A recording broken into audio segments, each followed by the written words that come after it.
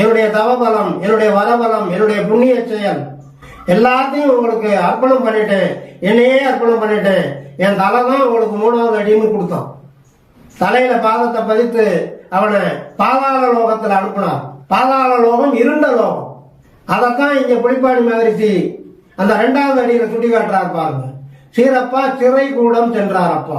அதே 2வது அடியில அந்த 2வது வரியில சொல்லும்போது சொல்றார் பாருங்க, சிவசிவா தேவர்தம் கொடுமையாலே அப்படின்னு சொல்லியிருக்கிறார் இல்லையா. தேவர்தம் இவன் ராஜசூய யாகம் மகாபலி நடத்துறத கண்டு 5 தேவர்கள் போய் முறையிட்டதுனாலதான் மகாவிஷ்ணு வாமனரா வர்றார். மகாவிஷ்ணுக்கு இவன் மேல கோபம் இல்லை, பரம பக்தன்.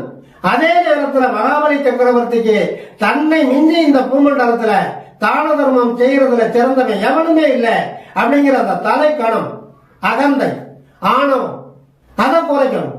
அதுக்காக வாமன அவதாரம்.